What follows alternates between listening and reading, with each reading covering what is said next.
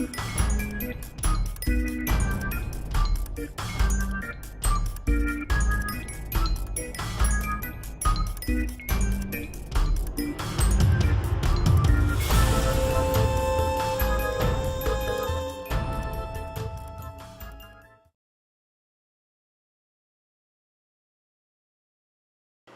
hello everybody, it's Doug here, Doug Mystic Eye on Board Game Geek, getting ready to bring you episode 4 of our Claustrophobia playthrough. Really heated up last turn with a demon coming on the board and hellhounds attacking our Redeemer. Our brute absorbing some damage that was meant for the Redeemer from the demon. And now we're going to get right into it, and we're going to go to our initiative phase where our humans will get to now attack back the demon and the hellhound, etc., that have come into the space and attack them. Now, again, because of the Sicaria's Tactician ability, we're going to get to roll 5 dice instead of 4 for our initiative, instead of just 1 per character. So let's go to the dice bowl and roll our initiative roll. Okay, here we go. Ah, excellent. So the one thing I did want to get was a 3, and we're going to drop that immediately, even though that makes our Redeemer his weakest currently. We're going to drop that in the Redeemer spot there. And then let me think about the next ones we got going on here. So our numbers are being dictated by the damage that has been caused to us already, which is part of the fun of the game, is when you get hurt it actually restricts some of the things you can do. So let me go to the cards and show you what we have to do here. So we have a 6. I cannot give that to the Sicaria, and I want the condemned blade to have a lot of damage this turn. So we know we can't give the 6 to her, and we cannot give it to, unfortunately, to the brute, but we do have a 4 and 2 1s we can also use. So I think that what we're going to do with our brute is we're going to give him the 4. That gives him a defense of 5 and also gives him 2 attack dice. And then we're going to give the blade for her a 1, which means the other 1 will go in the Sicaria. That gives our blade, as you can see, a 3 combat plus 2, and then plus his blunderbuss again. So she'll get a 1 as well, and that's going to give her a 3 combat, just lower defense. So hopefully she'll be able to kill the troglodyte before it gets her. So looking at the table here, I think that we're going to start with our condemned blade for hire. He is going to attack the demon, who has a defense of 4. Now, yes, the Redeemer can, with his hammer, kill the demon in 1 shot if he hits, but he's only going to have 2 dice to do that with. And our blade for hire is going to have 6. He could kill the demon in 1 turn against that defense of 4 if we get a good roll. So let's roll our 6 dice for our blade. Now, again, why does he get the 6 dice? Because the blessed ability of the Redeemer is on him as well. So he's got a lot of dice to roll here. And we rolled 2 points. Gosh. So we did 2 points of damage to the demon. So we'll put 2 points on the demon right there. That wasn't ideal, so we're going to have to continue to attack the demon this turn and hopefully kill it. Well, next up I think we're going to do our brute, because if our brute can take the demon down, then our Redeemer can hit the hellhound and kill it.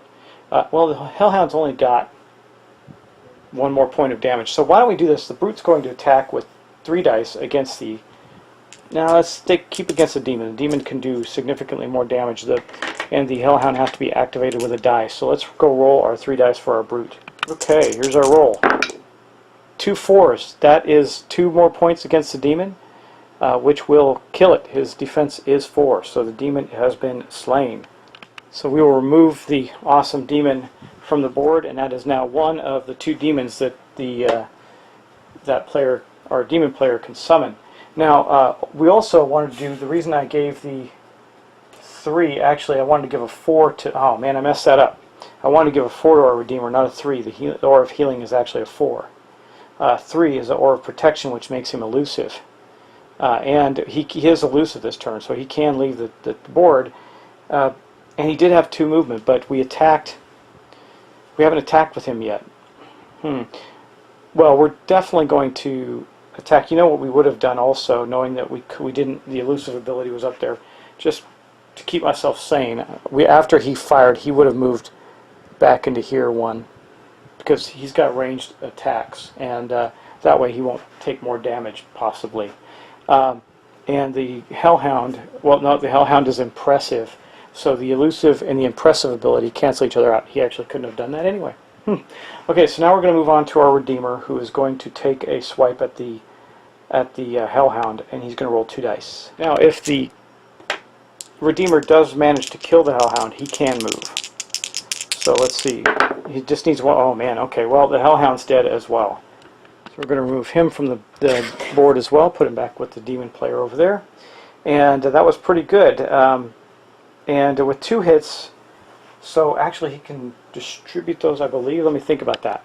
Since he chose the Hellhound, now if he chose the Troglodytes, every hit could have killed any one Troglodyte on the table, but he was fighting the Hellhound, so that extra damage does not go against the Troglodyte. But the Redeemer does now have a movement of 2. So I believe we're going to move the Redeemer here to be with the that Troglodyte and our Sicaria right there, because we got to keep them moving. If they don't find an exit, then there's no value in what they're doing right now, because the exit is the only way for them to win. And that basically leaves us with our Sicaria, who's going to attack that one lone Troglodyte there. Now, she's going to have 3 dice to do that with, because we gave her a 1 in her stat block. Troglodytes have a defense of 3. Let's hope she can get 1-3 on these dice, and she, barely. She does get a 5 and kills the Troglodyte in her space. She has not moved either, and with a 1 she can move 1. I don't know if we're going to, well, yeah, because she's, let me go show you what she's going to do. Okay, she is going to move here, because then she blocks that hole with her necklace of ears, which prevents demons and that Troglodytes, any of the demon creatures, from coming into that tile. That's forcing the demons to come into other zones instead of into that space, because they have to come into a space with no player unless they roll a 7, and they also then need a open space to come into, a non-explored space entrance. So let's continue on. Well, that wrapped up the action phase for the hero player. Now we're going to go into the threat phase and roll for the demons. Let's see what we get here. Boom! Nice roll. Okay. We are definitely going to play that cave-in now that the Sicaria was moving to continue forward, forcing them to go back in the other direction to continue their mission to seek the exit. But before we do that, let's assign our dice. Well, let me think about this. Let me see, what can we do? Well, we know we need some TP this turn. So let's go. We have any die can go in there. We're just going to get 2 TP per die. Let's do a 4 here to get us an extra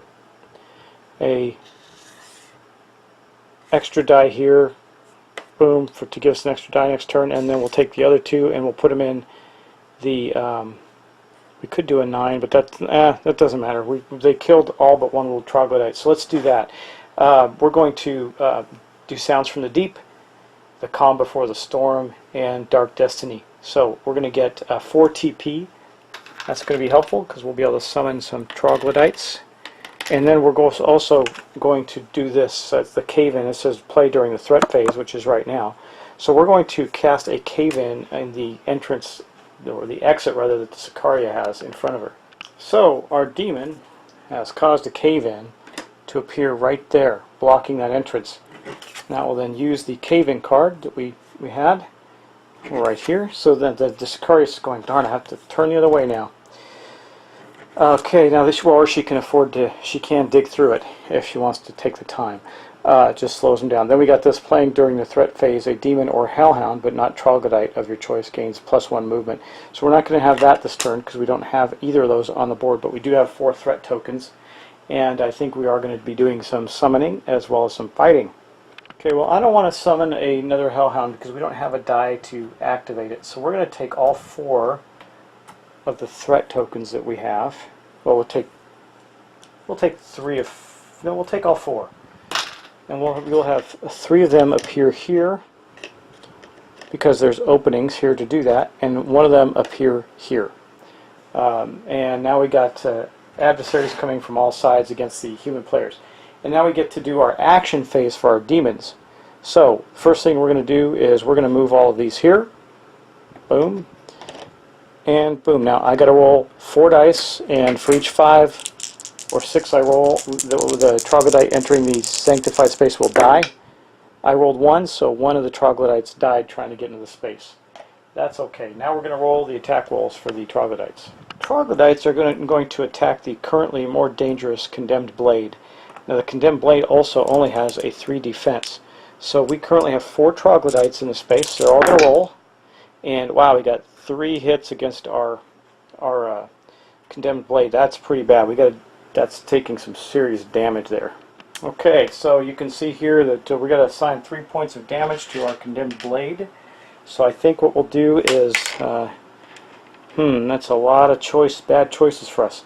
Don't want to block a 6 because then all the 6s will be blocked. Let's block the 1, the 4, and the 5, because those have 2 movements, but that's okay. We need to stay with the pack anyway. So, and hopefully we'll get some healing done soon. So that is going to mark the demon's end of the demon's phase for this turn. Now, again, these turns have been going pretty fast, so we're going to do 2 at a time, and we're going to go back around to the initiative phase for the human players. Okay, we get to roll 5 dice. Let's see what we do here. Because our choices are becoming limited because of these rolls we're making. Now we got 2 6s there, so the only one that can take the 6 there is our condemned blade for hire, because the other ones have their 6 slots filled up. But let's go take a look at it. I did not roll a 3, which is unfortunate because I really wanted our Redeemer to heal some people. Or sorry, a 4. I got a 6, 5, 6, and 2 1s. Okay, let's go back to the board and our characters and see how we're going to place these out. Okay, well, we're going to put the 5 in the Sicaria there so she can clear the rubble and continue on. I think that's the best bet. So that way we won't be forced to go all the way across in the other direction, since everybody kind of started moving that way. We're going to clear the cave-in. Next up, we will put the 6 here with the condemned blade.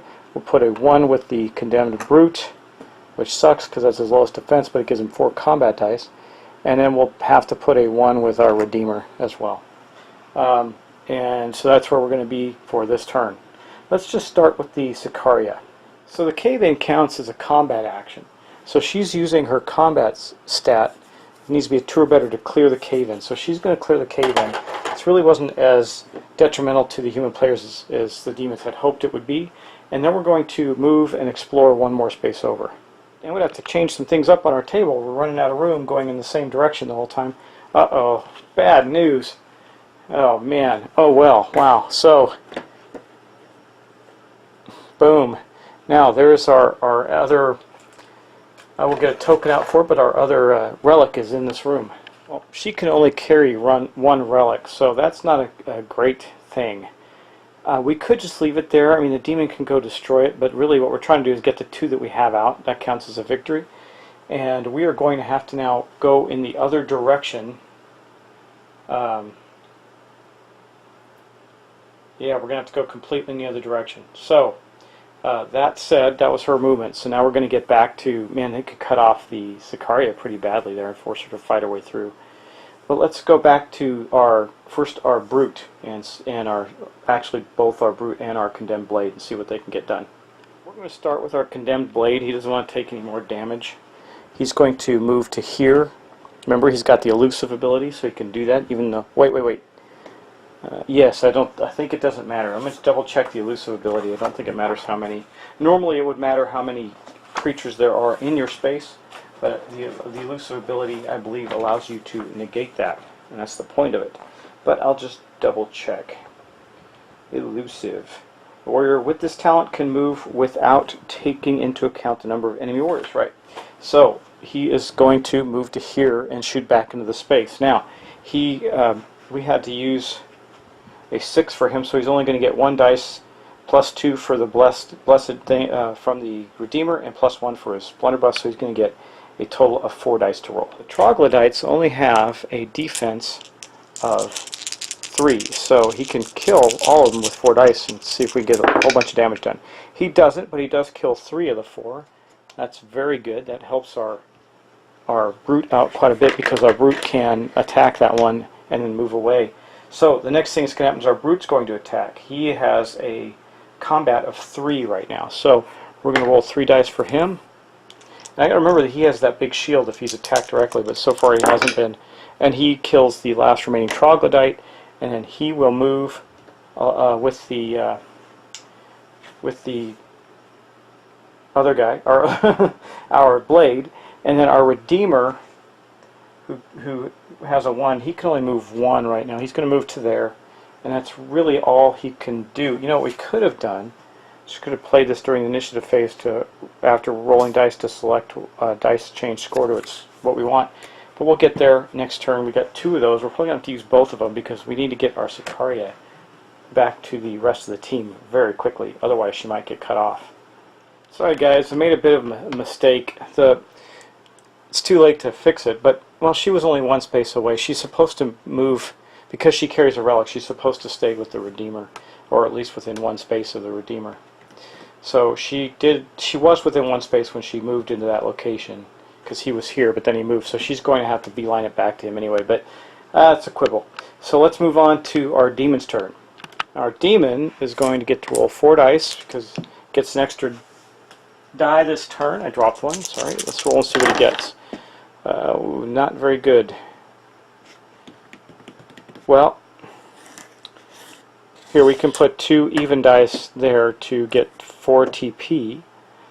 We can spend a die on a card, and that just has to be a 3 or more, so it doesn't really matter which way we go. We'll just do this, get the extra die again for next turn. Put a 5 on a Hellhound. We can summon a Hellhound then. Yeah, let's do that. We're going to put a 5 on a Hellhound. Now remember, there's no more damage on these guys right now either. So we're going to then collect 4 TP, which we're going to spend immediately, and summon a Hellhound and a Troglodyte to the board. We're going to summon the Hellhound to here, and the Troglodyte to here as well. Now, what we're going to do with this, with the movement now, because that was our action, our threat phase for the demons, but we also get to draw a card. So let's see what the card is before we move. It might be helpful for our actions. It says Suicide Attack. Play this card during as a Troglodyte is attacking. He gains +2 CBT, but will be removed from the game afterwards. Okay, well, that's fine. We'll probably do that this turn, just to do as much damage as possible. So what we're going to do for our movement is the Troglodyte's going to drop through the hole and come out here.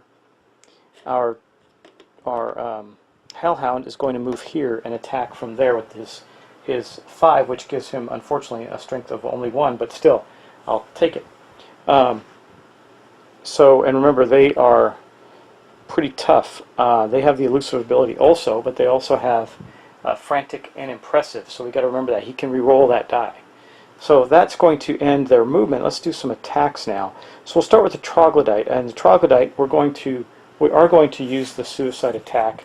So the Troglodyte will get to roll 3 dice on his attack against the, might as well continue on against our Blade, and do that there. So our Blade, unfortunately, has, well, he has a 5 defense, so the Brute's a lot less with a 3. It might be worth attacking the Brute. Nope, let's keep working on the Blade. We got him pretty damaged. We have to hope for a 5. Let's see, we got 1, so 1 more hit on the Blade, and the condemned steps, the Brute steps in the way and takes the hit. We don't want any more damage on our Blade right now. So because the allied warrior on the same hex took the hit, the Brute can take it. And I believe that we will cover up the, what do we not have covered elsewhere? We'll cover his 3 spot, because we've got a lot of 3s open everywhere else. Okay, and that's going to be, now we got to get our Redeemer in there to help heal these guys. But remember, the Hellhound is impressive, so unless the Redeemer hits him on the next turn, he's not going to be able to move anywhere.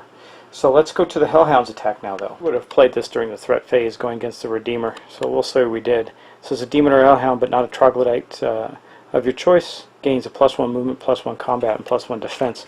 So that will give our Hellhound a 2 dice attack and a reroll because of the Frantic. So maybe we can get some damage done to our Redeemer here. Okay, let's roll our 2 dice. Oh man, what is the Redeemer? Well, he's going to get his reroll, that's for sure, with his Frantic ability. Yeah, the Redeemer has a defense of 3 right now, so he actually missed twice. Since he missed both times, he gets to roll each combat dice, so he's going to roll it again, and then he gets 2 hits, so that was bad.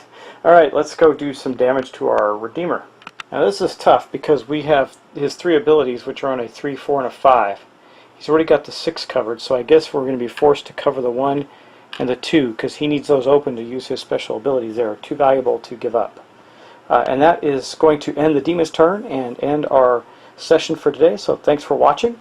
The demon players came on strong, and they're actually starting to do some serious damage to the human players, who ran into a cave-in and a dead end on the other side and trying to make it back now, because without the exit they're hosed. So let's continue on, and we'll see you next time. I hope you're enjoying the playthrough, and if I did make any errors in this, please let me know. Thanks for watching. I really appreciate all my subscribers and viewers. It's fun to be able to provide this to you guys and let you see some games in action. So I do appreciate it. So thanks a lot, and I'll talk to you soon.